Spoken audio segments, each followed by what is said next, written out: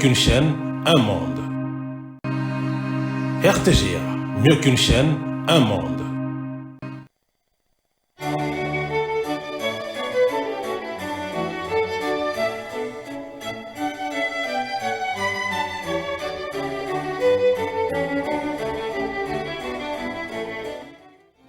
Ce journal vous est offert par Tango Protection. Illico Cash, ma banque mobile.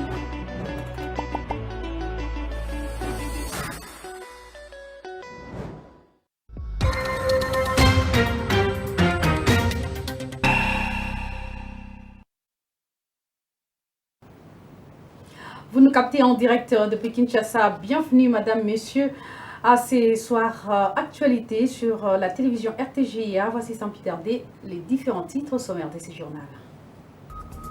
Signaux positifs pour la RDC, des victoires diplomatiques s'annoncent avec les dernières sanctions annoncées par l'Union européenne contre le Rwanda. 27 États membres suspendent l'accord controversé sur les minéraux conclu avec Kigali, y compris l'accord militaire.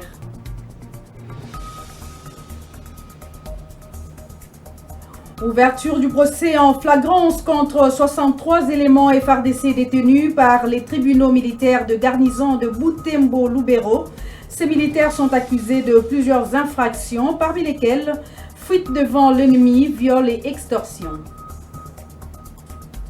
Enfin, la dépouille mortelle du célèbre catcheur congolais connu sous le sobriquet d'Edingwe est arrivée à Kinshasa ce lundi. Le catcheur recevra les derniers hommages au cours des obsèques dignes de son nom qui sont réservés au pays. Voilà tout pour les titres à développer tout de suite.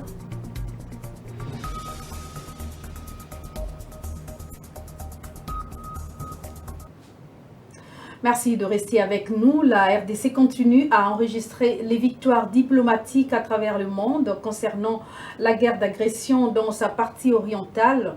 L'Union européenne vient d'adopter des sanctions contre le Rwanda, exigeant ainsi le retrait immédiat de ses troupes de la RDC. Au cas contraire, d'autres sanctions plus dures lui seront imposées. 27 États membres au total ont suspendu l'accord controversé sur les minéraux conclu avec Kigali ainsi que la coopération militaire avec le Rwanda.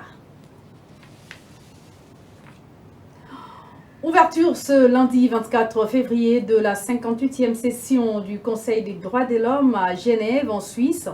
La première ministre Judith Suminwa-Tuluka a dans son intervention salué l'adoption de la résolution 2073 du Conseil de sécurité de l'ONU exigeant le retrait immédiat de l'armée rwandaise sur le territoire congolais avant d'appeler le Conseil à prendre des mesures coercitives contre le régime de Kigali. Des précisions dans ce reportage d'André Ikoma. Dans son discours d'ouverture, le président du Conseil des droits de l'homme, Jürgen Lober, a regretté la commission de graves violations de droits humains, citant par exemple la situation dans la partie est de la RDC, face au constat alarmant des atrocités qui y sont commises et rapportées. Ce dernier a invité le Conseil à veiller à ce que les mots se traduisent en action. Pour sa part, le secrétaire général de l'ONU n'y est pas allé par détour. Antonio Guterres dénonce un tourbillon de violations de droits de l'homme dans la partie est de la République démocratique du Congo, causée par le M23 soutenu par les forces rwandaises. Il est temps de faire taire les armes. La souveraineté de la RDC doit être respectée. Le peuple congolais mérite de vivre en paix, a-t-il martelé. De son côté, la première ministre Judith Suminwa a, au cours de son intervention, salué l'adoption de la résolution du Conseil de sécurité de l'ONU avant d'appeler ce dernier à prendre des actions coercitives contre le régime de Kigali qui soutient le M23 AFC de Condé Nanga. Au regard des massacres et des exécutions sommaires qu'il continue de perpétrer sur notre sol, nous en appelons à des sanctions dissuasives pour permettre de restaurer l'ordre et la sécurité et protéger ainsi des milliers de Congolais vivant à Goma, Bukavu et dans d'autres localités sous occupation. Nous continuons à ce jour d'enterrer les morts que nous n'avons pas cessé de dénombrer et de compter, des millions de déplacés sans abri dont la plupart des camps ont été détruits par les forces d'occupation. Rappelons que ce conseil se tient dans un contexte international particulier, marqué par des tensions croissantes. Et puis bien avant de prendre part à ces assises, la chef du gouvernement congolais, Judith Suminwa, a échangé dimanche 23 février 2025 avec la diaspora congolaise vivant à Genève. Judith Suminwa a appelé cette dernière à vivre dans l'unité pour faire face à l'agression nous imposée par les rebelles du M23 soutenus par le Rwanda et à ne surtout pas céder à la stigmatisation pour jouer les jeux de l'ennemi. Suivez l'extrait de son discours à cette circonstance.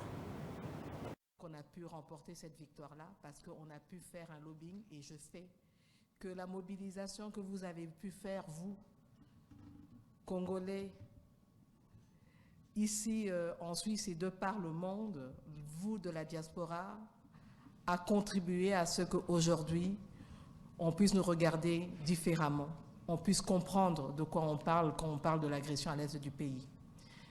Il en est de même des efforts déployés par le chef de l'État dans ce travail de diplomatie, de rencontrer les différents chefs d'État. Il l'a dit hier quand il a fait son adresse à l'Union sacrée de la Nation.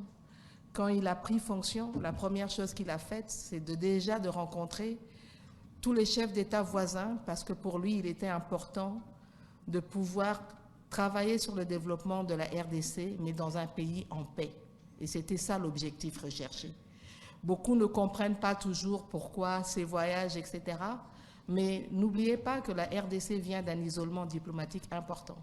On était absent dans beaucoup d'instances.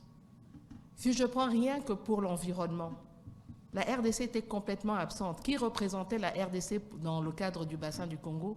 C'était notre voisin, le Congo-Brazzaville, alors que nous avons la majorité justement de ce bassin, c'est en RDC. Et aujourd'hui, la tendance est inversée et c'est important parce qu'aujourd'hui, le Congolais de la République démocratique du Congo a pu faire entendre sa voix, peut faire entendre sa voix à travers vous tous, à travers nous tous. Et c'est ça qui est important.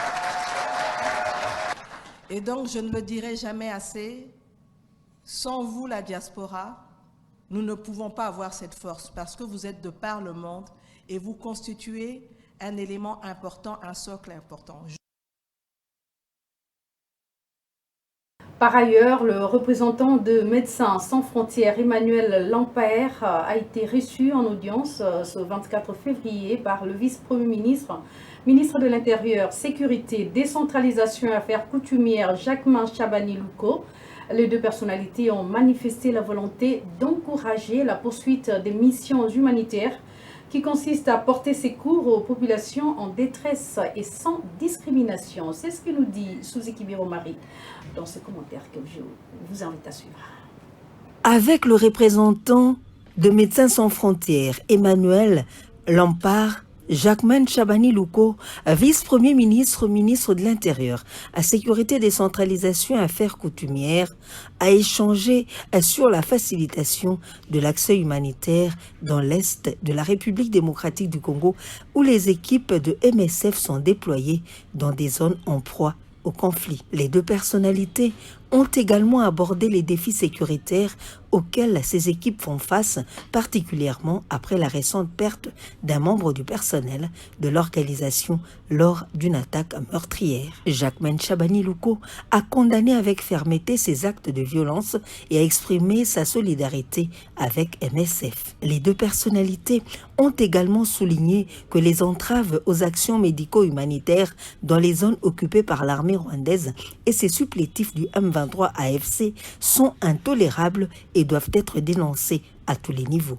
Il était pour nous très important de rencontrer Son Excellence, Monsieur le Vice-Premier ministre, en charge de la sécurité et du territorial, pour faire le point, afin aussi de mieux accompagner nos équipes qui sont toujours et encore présents dans plusieurs territoires, et notamment à l'est de la RDC, que ce soit en Ituri, dans les territoires de Djougou et Mahagi, à Bunia, mais également dans le nord Kivu et dans le sud Kivu. Et ceci en invoquant aussi le décès très malheureux d'un de nos collaborateurs terrain congolais. Ces entretiens marquent une volonté commune de garantir un meilleur accès aux soins aux populations touchées par les conflits et de renforcer la protection des équipes humanitaires opérant en RDC. Des exactions et exécutions sommaires sont constatées depuis l'occupation de M23 dans certaines zones du territoire national. Le ministère de l'Intérieur dénonce ainsi les faits à travers un communiqué officiel. Le vice-premier ministre, ministre de l'Intérieur, qui a signé ce communiqué, rassure que le gouvernement continue à documenter tous les crimes et violations des instruments ratifiés afin de saisir les instances internationales compétentes. Suzy Kiboromari nous en parle.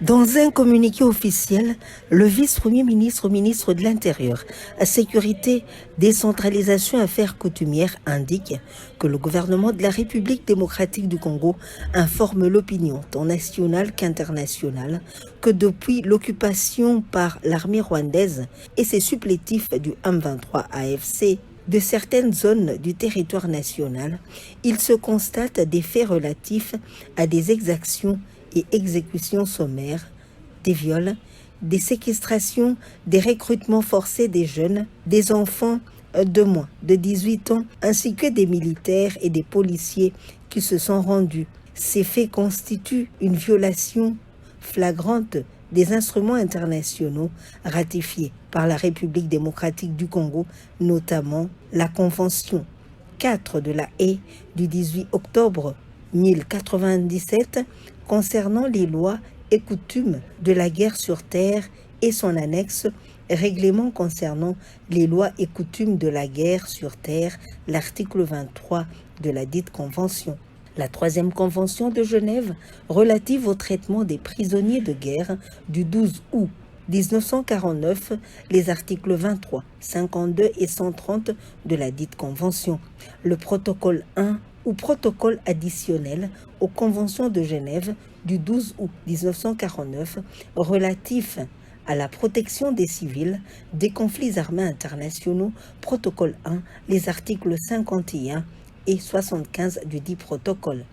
Le statut de Rome de la Cour pénale internationale, l'article 8.2, littéra A, C, I et 5, la règle 132 du droit international coutumier sur le droit des personnes déplacées à regagner volontairement et dans la sécurité leur foyer ou leur lieu de résidence habituel.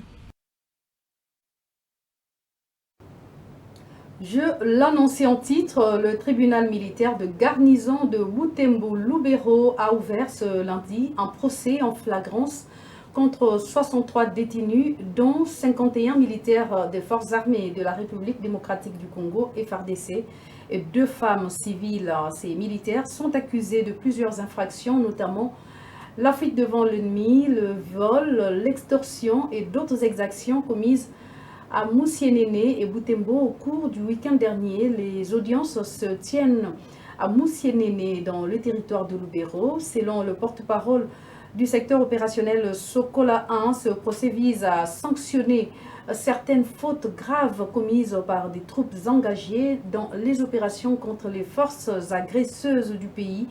Lors des pillages à Moussienene, Kimbulu et Butembo, plusieurs biens appartenant à la population avaient été emportés par ces soldats censés assurer la sécurité des habitants.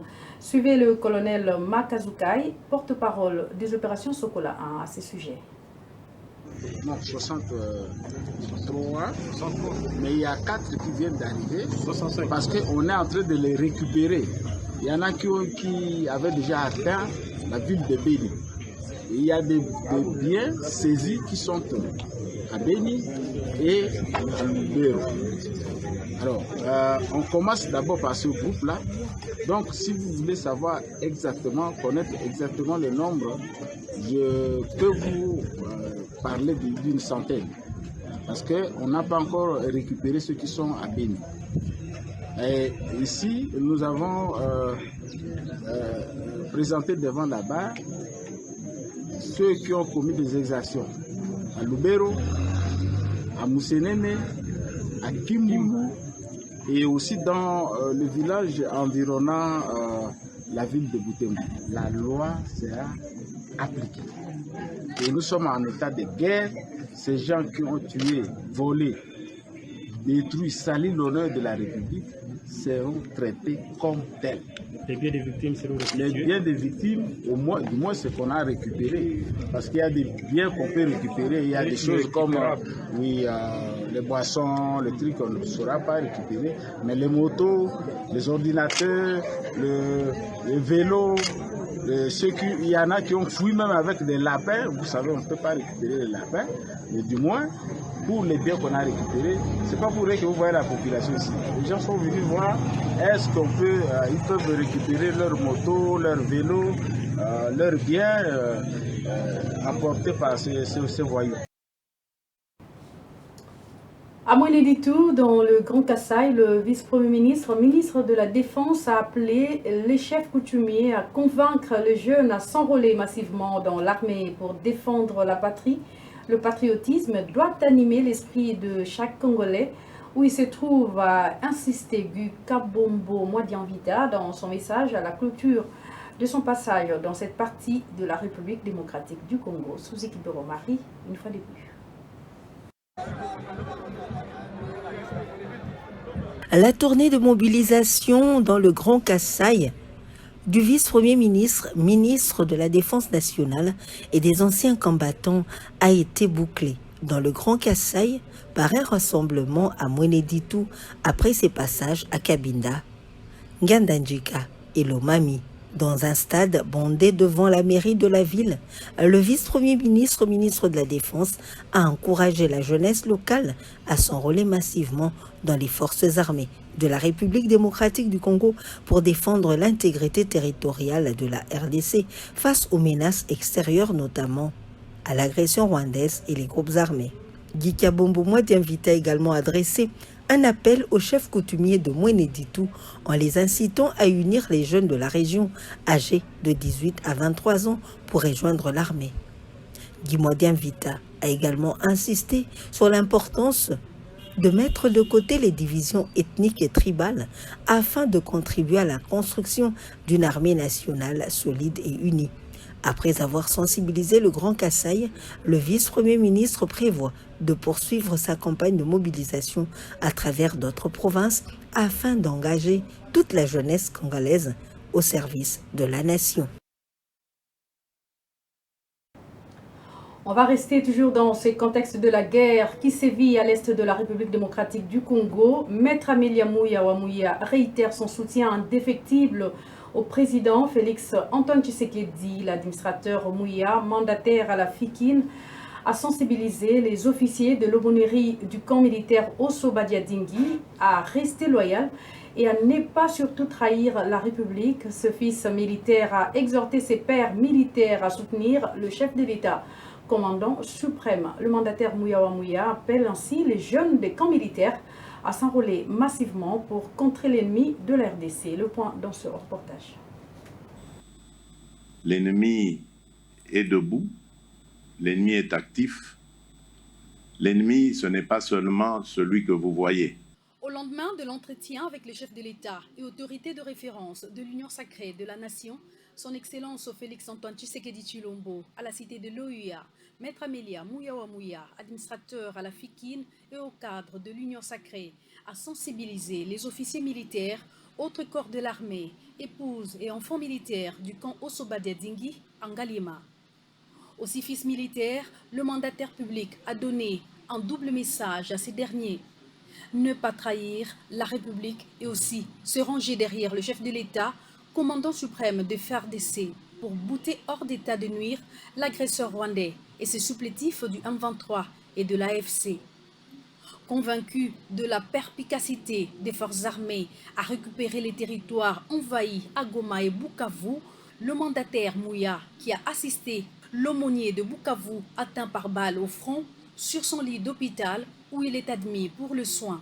Grâce au SOS de l'aumônier adjoint Emmanuel Malembi de Badiadingi, annonce poursuivre cette initiative noble pour appuyer les forces armées de la République qui se battent au front.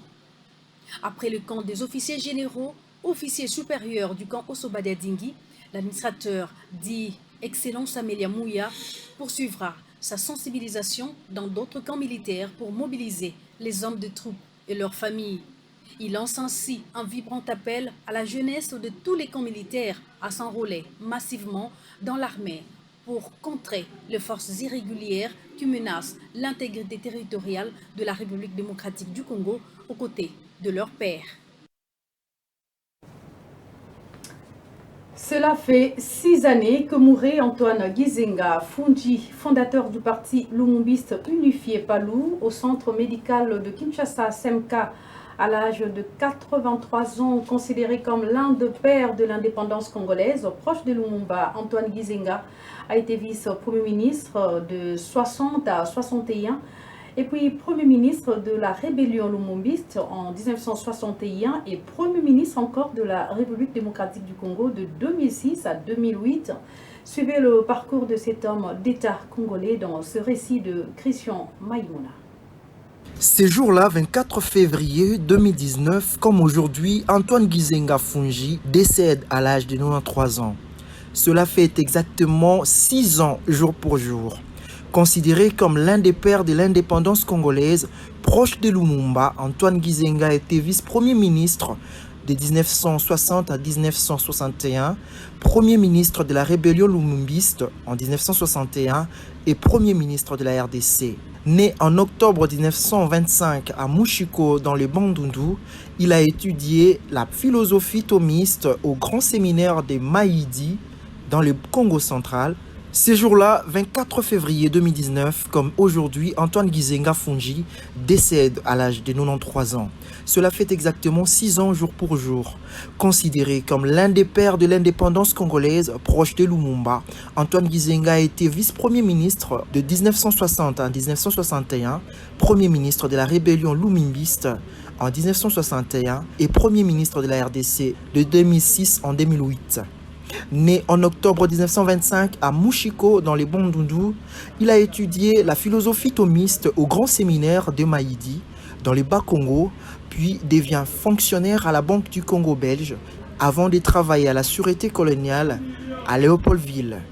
Il embrasse la profession d'enseignant par la suite avant de s'engager dans la vie politique. En 1959, il devient chef du Parti solidaire africain. L'année suivante, aux élections législatives, sénatoriales et provinciales de mai 1960, il est élu député national. À la formation de son gouvernement, Lumumba fait de lui son vice-premier ministre. Mais 6 mois après, lorsque Lumumba est assassiné, il se replie avec d'autres lumumbistes à Kisangani, où il dirigea le gouvernement de ce qu'ils appelleront République populaire du Congo.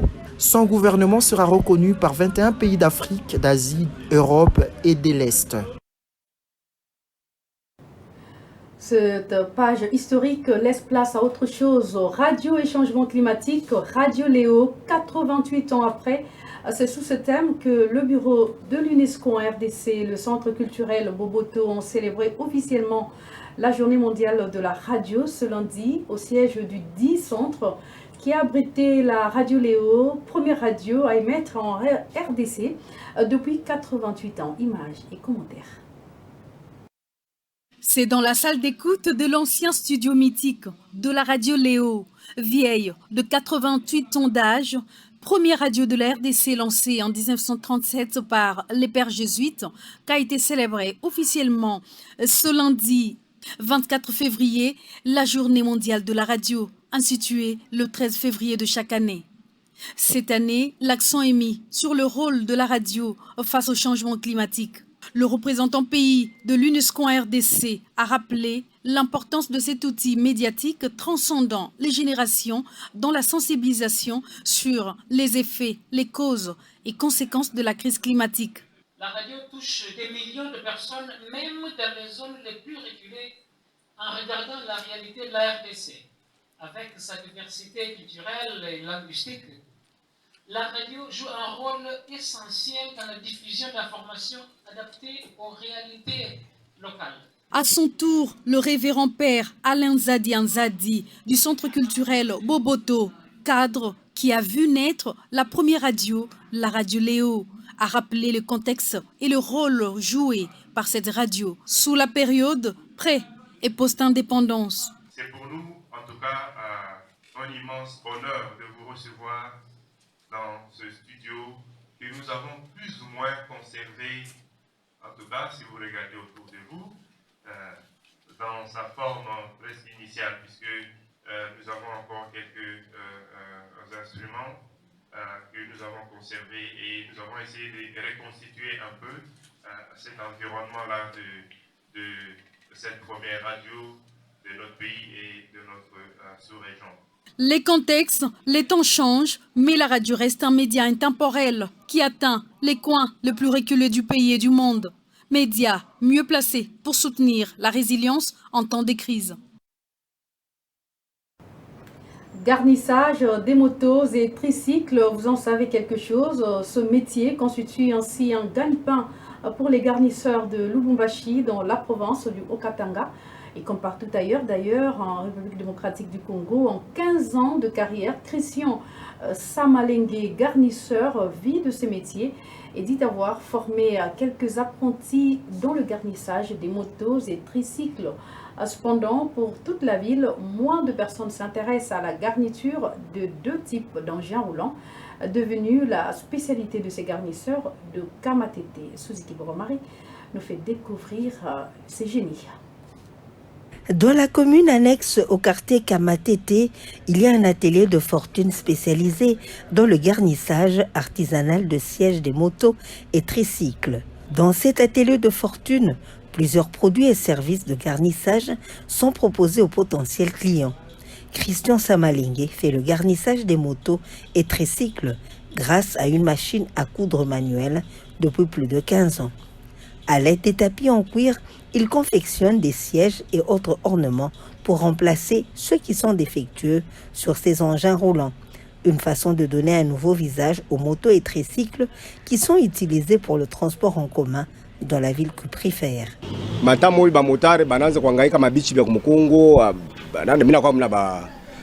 À une période, les motocyclistes éprouvaient des difficultés pour garnir les sièges des motos. C'est comme ça que je les ai intéressés. Les gens viennent jusqu'ici, d'autres viennent acheter les housses au prix de gros pour aller les revendre au niveau de leur garage. Si vous les voyez, ça vient d'ici. Faustin Kalombo est motocycliste opérant au quartier Kamatete dans la commune annexe. Il est venu dans cet atelier pour faire garnir le siège de sa moto. Il est convaincu de la qualité du travail réalisé par le tenancier de cet atelier. Partout ici à Kassapa, c'est le seul qui fait bien le garnissage. Même ceux du Golfe, de Ewabora et de partout viennent toujours ici. Ils viennent chez lui pour la qualité de son travail, parce qu'il travaille bien. Malgré les difficultés rencontrées dans l'exercice de son métier, Christian Samalengue estime que cela constitue un gagne-pain pour lui et l'aide à faire face à certains besoins familiaux. Aussi, il rêve grand pour réaliser ses projets grâce à ce travail. Je paye la scolarité de mes enfants, le loyer. J'ai déjà acheté une moto. Cette moto qui est là m'appartient. Mon rêve, c'est de construire une maison pour ma famille. Mes enfants peuvent se rappeler un jour que cette maison est le fruit de mon travail. À 15 ans de carrière, Christian Samalengue dit avoir formé quelques apprentis dans le garnissage de motos et tricycles. Cependant, pour toute la ville, moins de personnes s'intéressent à la garniture de ces deux types d'engins roulants, devenus sa spécialité. Chutons par cette page noire, la dépouille mortelle du célèbre catcheur congolais Louis Mapina dit Edungwe Motonangenge est arrivée à Kinshasa ce lundi 24 février dans l'itinérance après l'atterrissage à l'aéroport international de Njili. Le cortège de celui qu'on appelait Yaedi s'est rendu à Matete, sa commune natale, où les habitants lui ont rendu des hommages dignes de son nom. Et donc, lui qui a marqué l'histoire du catch congolais avant de se rendre au centre d'accueil kimbanguiste dans la commune de Kassavubu, l'église qu'il fréquentait. En attendant le jour de l'organisation des obsèques, le corps est gardé à la morgue de l'hôpital du Cinquantenaire. Il Voilà, c'est par cette page noire que nous refermons complètement cette édition d'actualité. Le rappel des principaux titres pour ceux qui nous rejoignent à l'instant. Signe positif pour la RDC, des victoires diplomatiques s'annoncent avec les dernières sanctions annoncées par l'Union européenne contre le Rwanda. 27 États membres au total suspendent l'accord controversé sur le minerai conclu avec Kigali, y compris l'accord militaire. Ouverture du procès en flagrance contre 63 éléments FARDC détenus par les tribunaux militaires de garnison de Butembo-Lubero. Ces militaires sont accusés de plusieurs infractions, parmi lesquelles fuite devant l'ennemi, viol et extorsion. Enfin, la dépouille mortelle du célèbre catcheur congolais connu sous le sobriquet des Dingwe est arrivée à Kinshasa ce lundi. Le catcheur recevra les derniers hommages au cours des obsèques dignes qui lui sont réservés au pays. C'était tout pour l'essentiel.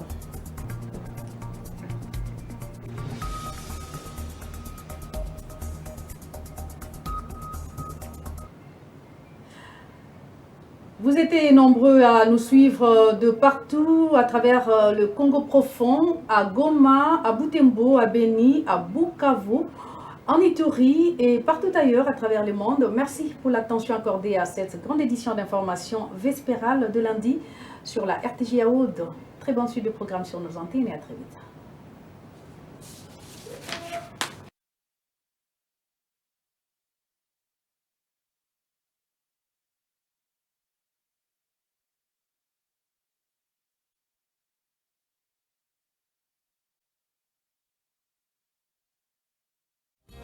Ce journal vous a été offert par Tango Protection.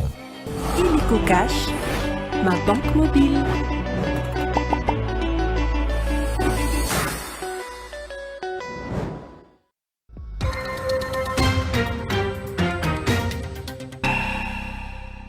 Un monde.